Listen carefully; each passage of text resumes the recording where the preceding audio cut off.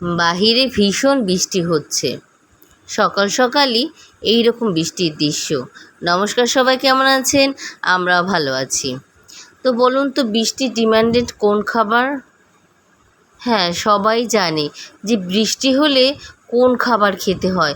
এখন আর মানুষকে অত বোকা ভাবা যাবে না।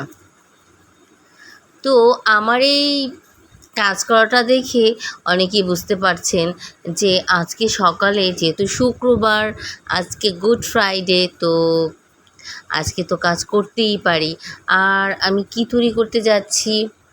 হ্যাঁ, অবশ্যই, যেহেতু আমি বেসন ভালো করে মিক্সড করছি, তো বোঝাই যাচ্ছে যেখানে একটা বেগুনি বেগুনি স্মেলের মানে গন্ধ আসছে। আসলে বেগুনিটা যে যেভাবেই তৈরি করতে চান না কেন, বেগুনি ফোলানোর জন্য অবশ্যই ব্যাটারটা সঠিক পদ্ধতিতে নিতে হয়। তো আজকে আমার রান্না হবে, কি হবে রান্না? হ্যাঁ, একটু পর দেখা যাবে। তো রান্নার পদ্ধতিগুলো সব, উপকরণগুলো সব আমার একদম রেডি। এগুলো দেখে কি মনে হচ্ছে? হ্যাঁ, অবশ্যই, আজকে আমি পাতলা খিচুড়ি রান্না করব। যেহেতু আমার লাইফে ফার্স্ট, আমি ভুনা খিচুড়ি খুব ভালো রান্না করতে পারি। নিজে বলে গল্প করছি না, তবে আমি ভুনা খিচুড়ি করতে মানে ভালোই পারি।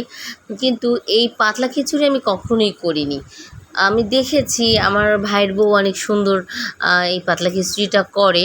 আমি খেয়েছি এবং আরও অনেকের কাছ থেকেই খেয়েছি, দেখেছি, যে নিজে কখনো সাহস করে করে উঠতে পারিনি। তো কালকে মেয়েকে বলছিলাম, মেয়ে বলছে, হ্যাঁ মা, তুমি করে দাও। তো আজকে সাহস করে পাতলা খিচুড়ি করতে বসলাম। আসলে ইচ্ছে করলে মানুষ অনেক কিছুই পারে। আমাকে দেখি আমার তাই মনে হচ্ছে আজকে কনফিডেন্স লেভেলটা একটু হাই হাই মনে হচ্ছিল আমার। যাই হোক, খিচুড়ির অর্ধেক প্রায় হয়ে গেছে। আর এটা হচ্ছে খিচুড়ির মূল জিনিস, মানে হচ্ছে মশলা। এই যে ফোড়ন, আমরা তো ফোড়ন বলি, এই ফোড়নটার জন্যই খিচুড়িটা কিন্তু এত ভালো লাগে। যেহেতু পাতলা খিচুড়ি এবং এর মধ্যে সবজি পড়ে, তার জন্য একে অবশ্যই পাঁচফোড়ন দিতে হয়। আর আমি পাঁচফোড়নটা বাসায় তৈরি করি। অনেকে দোকান থেকে পাঁচফোড়নটা কিনে নিয়ে আসে, আমি কিন্তু বাসায় তৈরি করি। মানে আমার বাসায় যে 5টা যে মশলা থাকে, গোটা মশলা, সেগুলো দিয়েই আমি 5টা ফোড়ন তৈরি করে নিই। কারণ হচ্ছে আসলে বাজারের পাঁচফোড়নের মধ্যে কেমন যেন একটা আচার আচার স্মেল আসে ওই পাঁচফোড়নটায়। আর বাসা থেকে যেটা তৈরি করা হয় ওইটার ভিতরে আমি মানে স্মেলটা আমার কাছে ভালো আসে। তো আমার এই কাজটাকে আজকে আমার খুব কষ্টের মনে হয়েছিল, যেহেতু এত গরম জিনিস, আবার একটা গরম পাত্রে এটাকে ঢালতে হবে তার জন্য।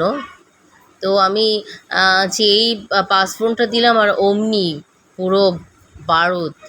এখন এই কাজটাই আমাকে করতে হবে, কী আর করার।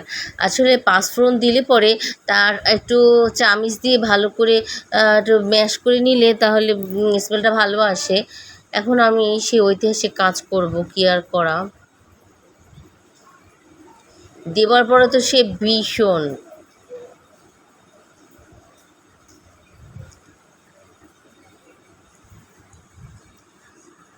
যাই হোক, অবশেষে আমি সাকসেস হয়েছিলাম কাজের জন্য। কারণ হচ্ছে পেরেছি, পারবো না কেন বলেন? পারতেই তো হবে। তো আমার খিচুড়ি হয়ে গেছে মানে আমি এখনও নামাইনি, প্রসেসিংয়ে চলছে। আর এই ফাঁকে আমি বেগুনিটা বানিয়ে ফেলবো।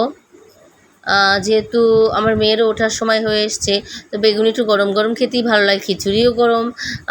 তারপরে হচ্ছে আমার বাবার বাসায় আমি আবার একটু খিচুড়ি নিয়ে যাবো, যেহেতু আজকে আমার বাবা বাসায় নেই। তো ফোন করলে তো আমার ভাই আসবেন না, সে এখন ঘুমাচ্ছে।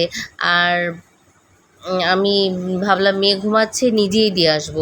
তার জন্য একটু আমি মানে একটু তাড়াহুড়া করছিলাম।